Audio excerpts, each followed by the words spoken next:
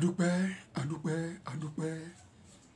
Ẹ kú òwúrọ̀ o, mo kí gbogbo yín pátápátá nílé lóko lódò. Èmi àbúrò yín ọ̀rẹ́ náà tún ni o, mo kí yín.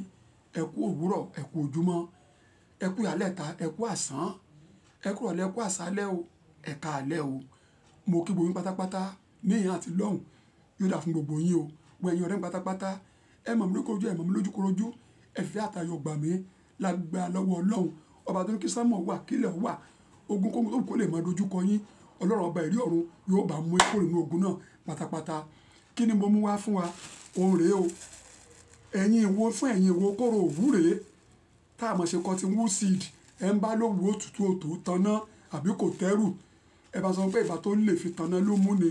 Tó lówó òtútù kò tẹ́rù. Ẹ ní ìbá tó lè fi tanná ló mú. N tó iṣẹ́ fún ó pọ̀ bó ṣe wà yìí o. Àmọ́ ẹ̀yin wo ni mo mélè wá fún ná? Kóró òwú cotton wool seed. Ẹ sọ fáwọn òyìnbó wípé kò sí pé à ń gba abẹ́rẹ́ mọ́ kí inflation obìnrin ó tó di pé yóò dúró. Ẹ̀ ń tẹ̀ lọ gba abẹ́rẹ́ kó tó di pé nǹkan oṣù yín dúró tàbí ó ṣe ségesège.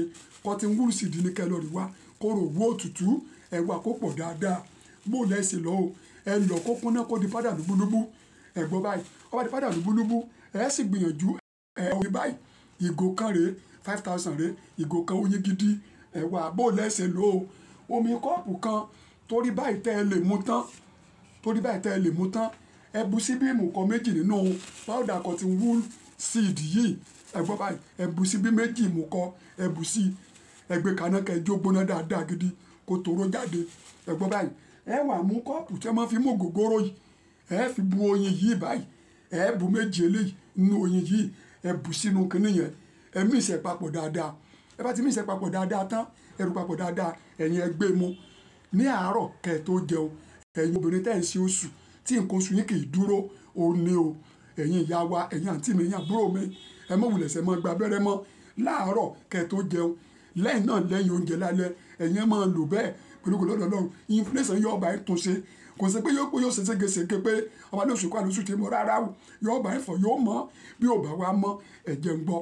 Ká máa gba abẹ́rẹ́ ká tó rí ovulation obìnrin kì í ṣe ní tó bójú mu. Kó tó bá tún wá tó rí kásẹ̀ tó máa gba abẹ́rẹ́ kó tó di pé ó dúró kò rí bẹ́ẹ̀. Lágbára lọ́wọ́ Ọlọ́run yóò dà fún yín o. Tẹ́ ẹ bá ti ń lò bẹ́ẹ̀ láàárọ̀ kẹ́ ẹ tó jẹun àti ní oúnjẹ alẹ́ pẹ̀lú ògo lọ́dọ̀ Ọlọ́run yóò bá yín tó ṣe. Yóò bọ̀ sí nǹkan tí ẹ ń fẹ́. Lágbára lọ́wọ́ Ọlọ́run àrùn àìsàn rẹ̀ ẹ ní fi lò gbà o. Bó ṣe jẹ́ nìyẹn. Ẹ ṣí àyè káàkiri. Ẹ jẹ́ kí oyin Yorùbá ẹ ní nǹkan lọ́wọ́. Ìwòsàn dúró lọ́tọ̀. Ẹ̀sìn dúró lọ́tọ̀. Mi ò pé kó rè bọ̀ kankan o. Kò ní pọ̀ ń bu pósí nǹkan pọ̀ bọ̀ kankan rárá. Kódà kò lọ fọ́ kò ní sáàmù. Sáàkàn wá kóró òwú yẹn àti oyin gidi. Ìwọ́sọ di powder. Ọ̀pọ̀ bẹ́ẹ̀ yẹn síbí ìmùkọ méjì bù sínú ẹ̀. Gbé kaná tí wọ́n tó lè mú tán. Mú bu oyin ìtì ṣe gáàsì méjì sí gbé lura. Lágbára lọ́wọ́ Ọlọ́run pé táìmù rẹ pé kò ní dúró. Yóò bọ̀ sí nọ́mà. Ò ní dàgbà abẹ́rẹ́ mọ́ kó tó dúró. Yóò dà fún ọ ire o.